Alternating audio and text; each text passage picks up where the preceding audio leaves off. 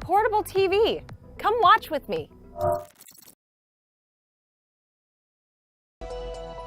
Despite protests, organizers calling for a temporary pause in demonstrations, smoke still fills the streets of Bogota.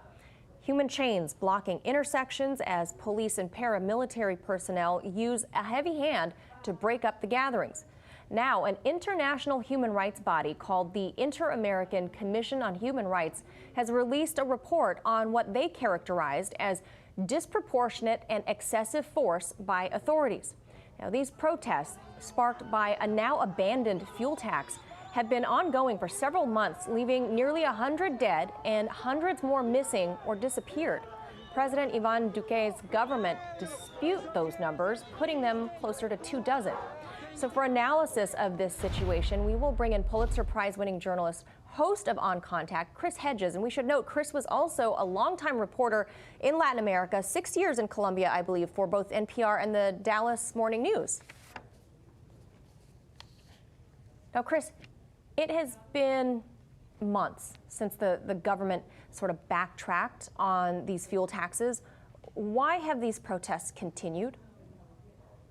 Because they've morphed into a kind of repudiation of the entire government. The taxes themselves were pretty egregious. The economic fallout from the pandemic has been quite severe in Colombia. 42% of the population are classified as living below the poverty line. That means most of them cannot eat 3 times a day. And in the midst of this economic crisis, the Reforma Tributaria, as it's called, this tax bill, it aimed to raise, they wanted to raise about $6.3 billion through regressive sales tax, 19% tax on basic food items, cereal, sugar, coffee, milk. Also threatened to impose a 19% tax on utilities, water, electricity, and gas. That triggered on April 28th this strike, national strike. And then you saw Duque backpedal as fast as he could. He fires the finance minister along with 4 other cabinet members.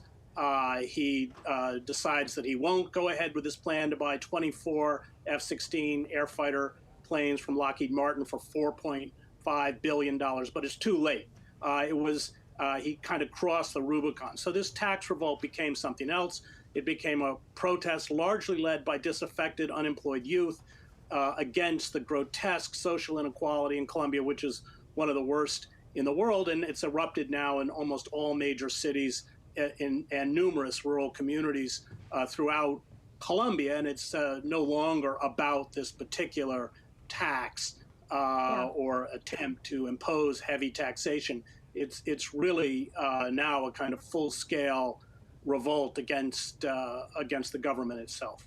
Now, this human rights watchdog group seems to agree that police and other authorities there have used excessive force in dealing with this unrest. But Duque fired back, saying nobody can recommend a country be tolerant of criminal acts. He called them urban terrorists. What do you say to that? Well, there's no question they've used excessive force, and social media has documented a lot of this. Over 70 people have been killed. You have 2 phases of the protests. You have the daytime protests. This is usually led by strike committee members, civil society groups, teachers, civil servants, students, activists, etc. These protests are attacked by the very detested anti-riot police, the ESMAD, E-S-M-A-D, but nevertheless, they've remained peaceful. And then towards evening, that's when I would say the kind of security forces' reign of terror begins. And you get mostly younger people in the streets. There's rock throwing, and the police responds by using lethal force, kidnappings, assassinations, and of course there have been charges of sexual assault. They're using these sophisticated weapons provided by the United States, for instance, something called the Venom. It's this electronic multiple projectile launcher, which you shoot from a tank. It costs $110,000, flash grenades.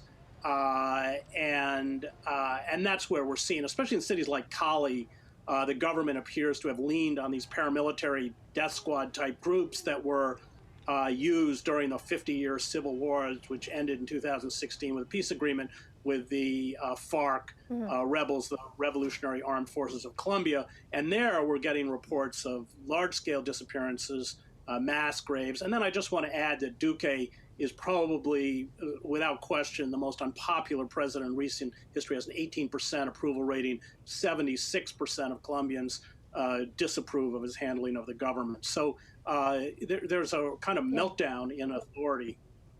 Yeah, and Chris, you touched on this a little bit. Nearly 100 people have seemed to have just sort of vanished from these protests. Most of them, as you said, young men.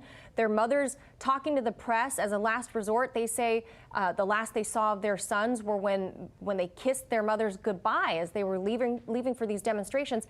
Their moms can't find them anywhere, not in police custody, nor are there any records of death. What do you suppose happened to them, given the history of Latin America being plagued with these types of disappearances? Well, you're right. I mean, but I would actually just say the history of Colombia itself. So during the Civil War, an estimated 150,000 people were quote unquote disappeared.